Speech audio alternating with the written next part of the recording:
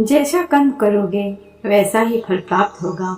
ये कहावत हम सबने बहुत बार अपने जीवन में सुनी होगी, लेकिन क्या सच में आप दिल से मानते हैं कि अच्छे कर्मों का फल अच्छा ही होता है?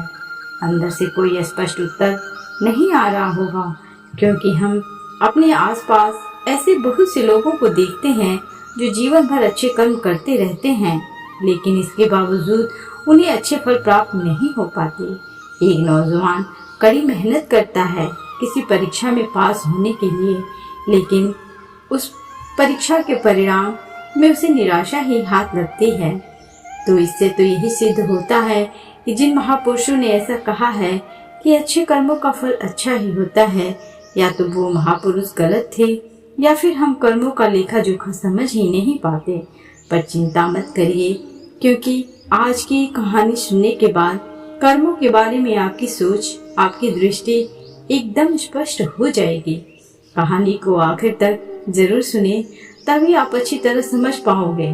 पुराने समय की बात है, किसी गांव में राकेश और भोला नाम के दो भाई रहते थे। पूरा गांव जानता था कि वो कहने को भाई थे, लेकिन भाई जैसा प्रेम उन दोनों में नहीं था। राकेश बड़ा था और भोला से वो बहुत तेज और चालाक था। उसने भोला के हिस्से में आने वाली खेती बाड़ी की जमीन भी खुद हड़प ली थी। इसलिए भोला के परिवार को बड़े ही कष्ट के दिन झेलने पड़ रहे थे। भोला की पत्नी अक्सर बीमार रहा करती थी और उसके पास उसकी इलाज तक के पैसे नहीं थे, लेकिन अपने भाई से विपरीत भोला बड़े ही शीतल स्वभाव का इंसान था। वो कभी किसी के साथ बुरा नहीं करता था, लेकिन उसके मन में अक्सर ये सवाल उठा करता था कि मैं किसी का बुरा नहीं करता, किसी के बारे में बुरा सोचता तक नहीं हूँ, तो मेरे साथ ऐसा क्यों होता है? क्यों मेरी पत्नी हमेशा बीमार रहती है? क्यों मेरे पास इतना भी धन नहीं है कि मैं अपना जीवन अच्छे से चला सकूं? क्यों मुझे मेरे कर्मों का फल नहीं मिलता है? और मेरा भाई इतना धूर्त है, इतना चालाक है और वो हमेशा मजे में रहता है, उसे तो कोई परेशानी नहीं है।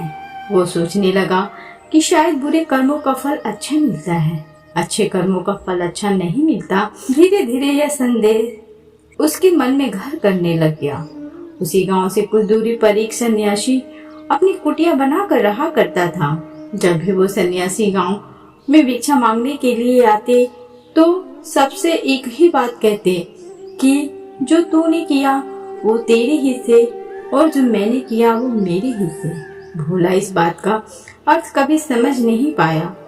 एक दिन जब वो गहरी चिंता में डूबा हुआ था तो उसके कानों में यही शब्द पड़े कि जो तूने किया वो तेरे हिस्से और जो मैंने किया वो मेरे हिस्से। जैसे ही ये शब्द भोला के कानों में पड़े, वो गुस्से से तिलमिला उठा।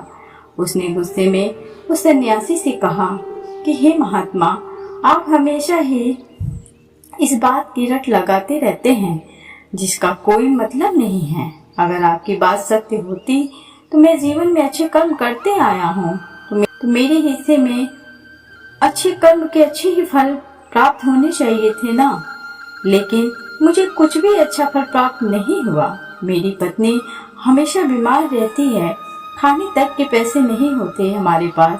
सन्यासी ने बड़े ही शांत स्वर में कहा कि ऐसा प्रतीत होता है बेटा कि परिस्थितियों से तुम हार मान चुके हो। कठिन परिस्थितियों ने तुम्हारी सोच पर गहरा असर डाला है। बुरे समय में भी तुम्हारी सोच भी बदल कर रख दी है। तुम्हें काम करना, आज संध्या समय कुछ फल लेकर मेरे आश्रम में आना, फिर मैं तुम्हारे सारे सवालों के जवाब दूंगा। और ये कहकर वो सन्यासी अपना भिक्षा पात्र लेकर अगले घर की तरफ निकल जाता है। संध्या समय पर भोला ने कुछ फल खरीदे और गांव से दूर उस सन्यासी की कुटिया की तरफ निकल पड़ा। जैसे जैसे वो रास्ते पर आगे बढ़ रहा था, उसे अथाह शांति का अनुभव हो रहा था, क्योंकि रास्ता गांव से दूर था, इसीलिए उसमें कोई हलचल नहीं थी। बस रास्ते में जगह जगह कुछ लंगूर और बंदर दिखाई दे रहे थे। भोला के मन में आया कि वो कुछ फल उन बंदरों और उन लंगूरों को खिला दे, लेकिन फिर उसने सोचा कि अगर मैं फल लेकर सन्यासी के पास नहीं गया तो मेरे सवालों के जवाब मुझे नहीं मिलेंगे। इसीलिए बंदरों से वो फल बचाता हुआ उस सन्यासी की कुटिया तक पहुंचा। जैसे ही भोला उस कुटिया में पहुंचा, वैसे ही सन्यासी बोल पड़ा, अगर मन में था तो ये फल खिला क्यों नहीं दिया बंदरों को। ये सुनकर भोला आश्चर्यचकित रह गया। सन्यासी को कैसे पता चला कि उसके मन में बंदरों को फल खिलाने की इच्छा उठी थी।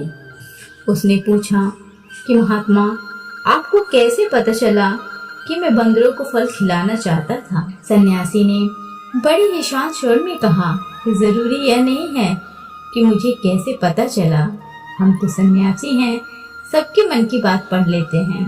जरूरी ये बात समझना है कि जिस तरह एक बछड़ा हजारों गायों के बीच अपनी माँ को ढूंढ लेता है, उसी प्रकार कर्म अपने कर्ता को ढूंढ ही लेता है। ये कर्म मेरे हाथों ही होना लिखा था। और ये कहकर सन्यासी ने उसके हाथों से फल लिए और बंदरों को खिलाना शुरू कर दिए। भोला इस बात का मतलब समझ नहीं पाया, इसीलिए उस सन्यासी से सवाल किया कि महात्मा, मैं आपकी बात का आशय समझ नहीं पाया। कृपया करके मुझ अज्ञानी को इसका मतलब समझाने की अनुकंपा करें। सन्यासी ने बड़े शांत स्वर में कहना शुरू किया कि बेटा, मनुष्य को हमेशा यही लगता है कि वही करने वाला है, वही करता है और वही कर्म करेगा। लेकिन समझने की बात यह होती है कि कर्म आपका खुद चुनाव करता है, आप कर्म का चुनाव नहीं करते। अगर आप किसी कर्म को करने के योग्य हैं तो हजारों लोगों के बीच में से कर्म आपको अपने आप ढूंढकर निकाल लेगा। इसीलिए योग्य बनने पर ध्यान दो, कर्म करने पर ध्यान मत दो। अगर तुम सिर्फ कर्म करने पर ध्यान दोगे तो कभी योग्य नहीं बन पाओगे। योग्य बनने के लिए जिन कर्मों की आवश्यकता होती है, पहले उन छोटे छोटे कर्मों को करना शुरू करो, और जब तुम योग्य बन जाओगे तो बड़ा कर्म या कहीं कि मुख्य कर्म या फिर जिस कर्म के लिए तुम बने हुए हो वो कर्म तुम्हारे पास खुद चलकर आएगा। उदाहरण के लिए तुम इन बंदरों को देखो। इन बंदरों ने छोटे छोटे कर्म करके पेड़ों पर चढ़ना सीखा, गुलाटियां लगाना सीखा और इसी प्रकार छोटे छोटे कर्म करते हुए ये मुझ तक पहुंच गए। और मुझ तक पहुंचने के बाद इनके पास इनका खाना खुद ही पहुंच गया। इसीलिए अपनी रोजमर्रा की जिंदगी में छोटे छोटे कर्म करते हुए अपने आप को योग्य बनाते जाओ, और जब तुम योग्य बन जाओगे तो अपने आप बड़ा लक्ष्य तुम्हें प्राप्त हो जाएगा। सन्यासी ने अगला कथन कहना शुरू किया, जो कि बहुत ही जरूरी था। ध्यान लगाकर सुनना, अगर तुम योग्य बनने के लिए कर्म नहीं करोगे तो दूसरे लोगों के कर्म भी तुम्हें प्रभावित करने लगेंगे। उदाहरण के लिए तुम्हारी पत्नी कई दिनों से बीमार है। अक्सर यही सोचते हो कि मुझे किन कर्मों की सजा मिल रही है, लेकिन समझने की बात ये होती है तुम्हारी पत्नी बीमार अपने कर्मों की वजह से है, तुम्हारे कर्मों की वजह से नहीं है। तुम्हारे कर्म तो अच्छे हैं, लेकिन क्या पता तुम्हारी पत्नी के कर्म अतीत में अच्छे ना रहे हों, जिसकी वजह से वो बीमार हो गई हो, और तुम्हारी पत्नी के कर्मों की वजह से तुम्हें भी दुख झेलना पड़ रहा है। और इसी प्रकार बहुत से मनुष्य अपने बच्चों की वजह से, अपने परिवार की वजह से, इन सब की वजह से खुद दुख झेल रहे होते हैं। लेकिन जरा सोचो, अगर तुम योग्य होते तो तुम अपनी पत्नी का खुद इलाज करवा पाते, उसकी बीमारी दूर करवा पाते, और क्या पता अगर तुम योग्य होते तो तुम्हारा किसी दूसरी स्त्री के साथ विवाह हुआ होता, वो स्वस्थ होती, लेकिन तुम योग्य नहीं थे। इसीलिए तुम अपनी पत्नी की वजह से खुद दुख झेल रहे हो। अगर तुम योग्य बन जाओगे तो दूसरे लोगों के कर्म तुम्हें प्रभावित नहीं कर पाएंगे। सन्यासी ने भोला को चेतावनी देते हुए कहा, याद रखना भोला, आपको वो नहीं मिलता जो आप चाहते हो, बल्कि वो मिलता है जिसके आप योग्य हो। इसीलिए अपनी योग्यता को बढ़ाने पर काम करो, उसके लिए कर्म करो। कर्म का फल पाने के लिए कभी कर्म मत करो। भोला ने सन्यासी से हाथ जोड़कर एक सवाल पूछा कि महात्मा, मुझे यह बताने की अनुकंपा करें कि मैं अपनी योग्यता किस प्रकार बढ़ा सकता हूँ ताकि मेरा मुख्य कर्म मुझको खुद ढूंढ सके। सन्यासी ने बड़े ही शांत स्वर में कहना शुरू किया कि बेटा, इसके लिए बड़े ही सरल उपाय होते हैं। सबसे पहला उपाय है कर्म करके भूलते जाओ। तुम जो भी कर्म कर रहे हो अपने योग्य बनने के लिए उस कर्म को करने के बाद भूल जाओ। ये मत सोचो कि उससे तुम्हें क्या प्राप्त हुआ। इसीलिए कहा जाता है कि कर्म करो, फल की चिंता मत करो। अगर तुम फल की चिंता करोगे तो वास्तविकता में तुम कर्म कर ही नहीं रहे हो। अक्सर मनुष्य की पीड़ा का ये एक बहुत बड़ा कारण होता है। वो सोचता है कि मैं कर्म तो अच्छे कर रहा हूँ लेकिन मुझे फल प्राप्त नहीं हो रहे, और यह पीड़ा उसके मन को ठेस पहुँचाती रहती है, उसको अपने लक्ष्य से भटकाती रहती है। किसी कर्म को करने के बाद अपना आकलन जरूर करें लेकिन फल की चिंता ना करें। भोला ने सन्यासी से सवाल किया कि महात्मा, हम अपना आकलन कैसे कर सकते हैं? सन्यासी ने उत्तर दिया कि बेटा, जब भी तुम कोई काम पूरा करते हो तो काम पूरा करने के बाद खुद से ये सवाल पूछो कि क्या इस काम को करते समय तुम्हारा ध्यान इसी काम पर टिका हुआ था, ये तुम्हारा ध्यान कहीं और भटक रहा था। इस तरह तुम खुद का आकलन कर पाओगे कि तुम कितने ध्यान के साथ उस काम को कर रहे थे, और जितने ध्यान से तुम किसी काम को करोगे उतने ही तुम्हारी योग्यता बढ़ती जाएगी। और अगर तुम यूं ही बस पूरा करने के लिए किसी कर्म को करते रहोगे तो उस कर्म से तुम कभी योग्य नहीं बन पाओगे। वो कर्म तो पूरा हो जाएगा लेकिन उसका फल तुम्हें प्राप्त नहीं होगा। इसीलिए अपना आकलन इस प्रकार करो कि तुम्हारा ध्यान वहाँ पर टिका हुआ था या नहीं था, या तुम्हारे विचार तुम्हें कहीं भटका ले गए थे। और कोशिश करो कि तुम्हारे विचार अगली बार जब तुम ये कर्म करो तो उसी कर्म पर टिके रहें, इधर उधर दूसरी बातों में भटके ना। भोला ने इस पर एक सवाल पूछा कि महात्मा, जब भी हम कोई कर्म करते हैं तो हमारा मन विचारों से ग्रस्त हो जाता है, वो तरह तरह की बातें सोचने लगता है, तो हम किस तरह से अपने मन को एक ही कर्म पर टिका कर रख सकते हैं? इसके लिए कोई उपाय बताएं।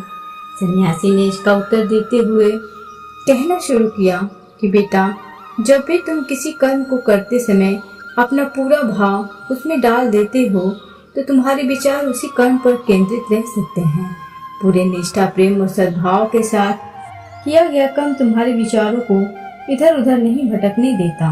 विचार तभी तुम्हें दूसरी दिशाओं में बहा कर ले जाते हैं जब तुम उस कर्म को पूरी निष्ठा के साथ नहीं करते, उसमें पूरा प्रेम नहीं डालते, उसमें पूरा भाव नहीं दिखाते। जब ये तीन चीजें तुम उस कर्म में डाल देते हो तो स्वाभाविक रूप से तुम पूरी तरह उस कर्म में सम्मिलित हो जाते हो और तुम्हारा मन और मस्तिष्क एक ही जगह पर टिका रहता है। सन्यासी ने अपनी बात खत्म करते हुए कहा कि अगर कोई इंसान, कोई मनुष्य इन उपायों का सही तरीके से इस्तेमाल करता है, उसका पालन करता है, तो वो किसी भी कर्म के लिए अपने आप को योग्य बना सकता है। और एक बार अगर वो योग्य बन जाता है तो उसी बछड़ी की भांति उसका कर्म उसे अपने आप ढूंढ लेता है। भोला को कुछ फलों के बदले जीवन भर का ज्ञान मिल चुका था, उसे स्पष्टता मिल चुकी थी, उसके सारे मन के सवाल खत्म हो चुके थे। उसने सन्यासी को प्रणाम किया और वहां से अपने घर के लिए निकल पड़ा। रात हो चुकी थी और रास्ते पर अंधेरा छाया हुआ था। वो इन बातों के बारे में विचार करता हुआ अपने घर की तरफ निकल पड़ता है। तो दोस्तों, आपको आज की कहानी कैसी लगी? अपनी राय हमें कमेंट सेक्शन में जरूर बताएं। अगर आपको यह कहानी पसंद आई हो तो इसे अपने दोस्तों के साथ शेयर जरूर करें। साथ ही वीडियो को लाइक और चैनल को सब्सक्राइब करना ना भूलें। तब तक के लिए थैंक्स फॉर वॉचिंग।